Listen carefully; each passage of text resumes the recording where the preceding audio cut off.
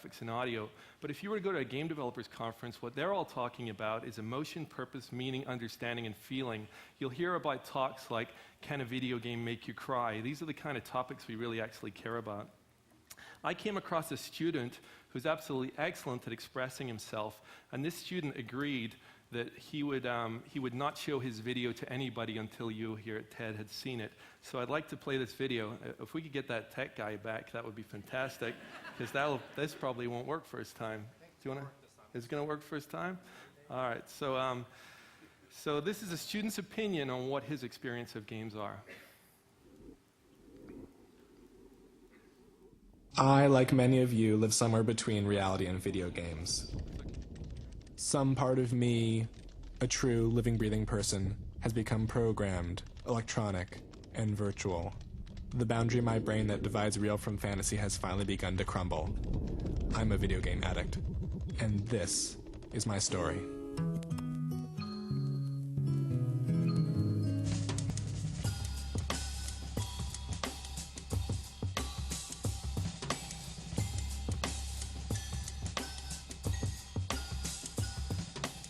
The year of my birth, the Nintendo Entertainment System also went into development.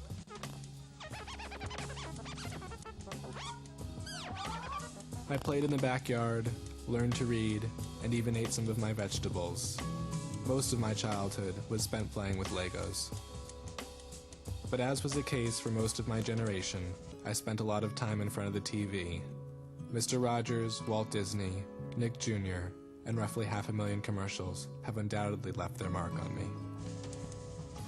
When my parents bought my sister and I our first Nintendo, whatever inherent addictive quality this early interactive electronic entertainment possessed quickly took hold of me.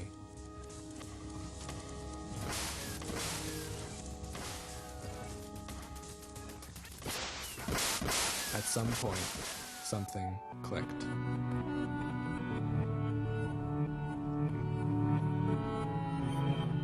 With the combination of simple interactive stories and the warmth of the TV set, my simple 16-bit Nintendo became more than just an escape. It became an alternate existence, my virtual reality.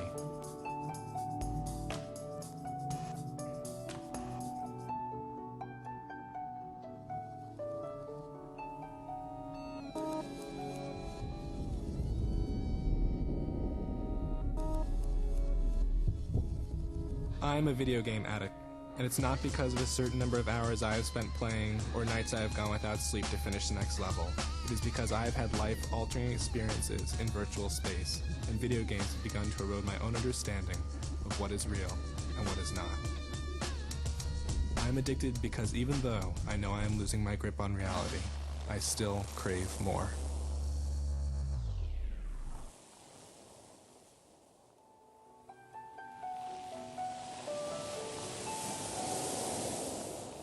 From an early age, I learned to invest myself emotionally in what unfolded before me on screen.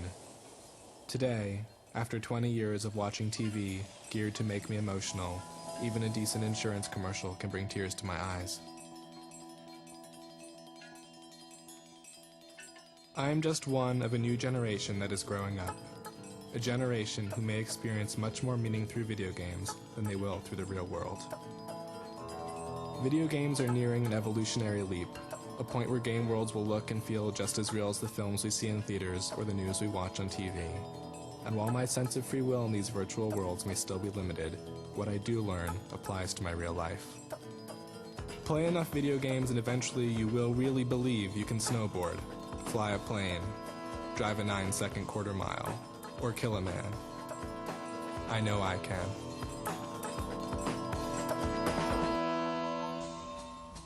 Unlike any pop culture phenomenon before it, video games actually allow us to become part of the machine. They allow us to sublimate into the culture of interactive, downloaded, streaming, HD reality. We are interacting with our entertainment. I have come to expect this level of interaction.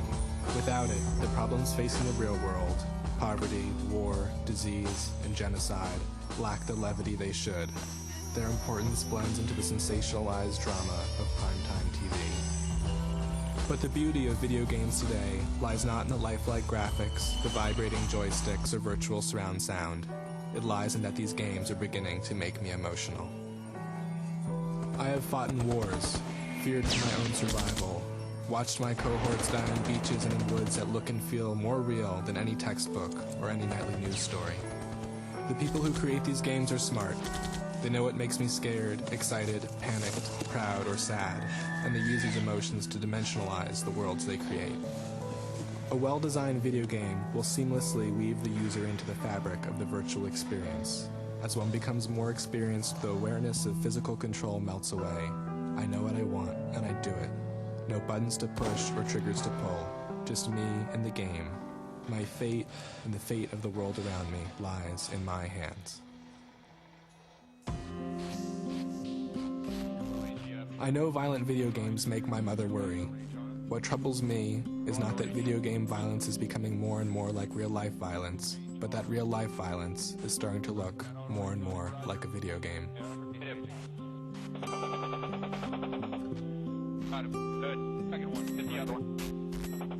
These are all troubles outside of myself. I, however, have a problem very close to home. Something has happened to my brain. The black area in the left hemisphere is where the damage occurs. Perhaps there's a single part of our brain that holds all of our gut instincts, the things we know to do before we even think.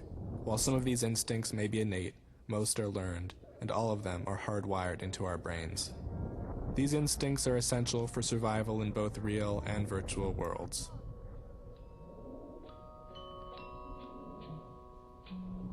Only in recent years has the technology behind video games allowed for a true overlap in stimuli.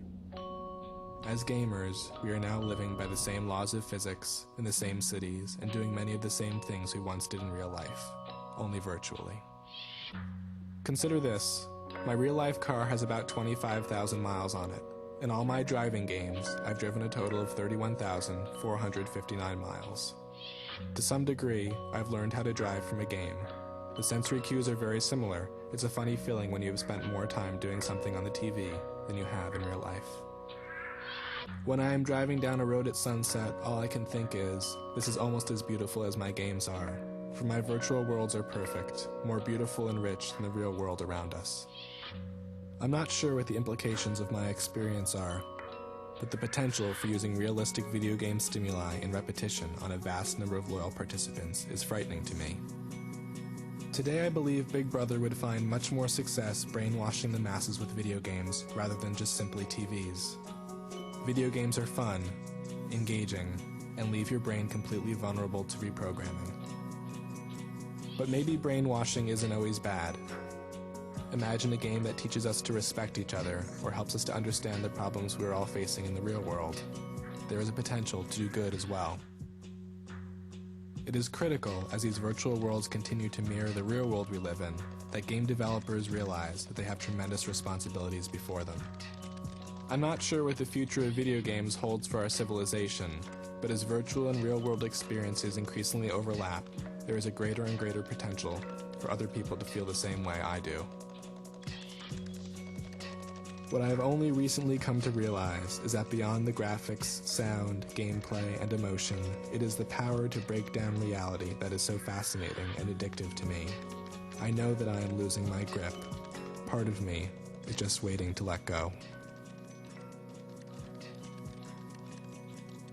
I know, though, that no matter how amazing video games may become, or how flat the real world may seem to us, that we must stay aware of what our games are teaching us, and how they leave us feeling when we finally do unplug.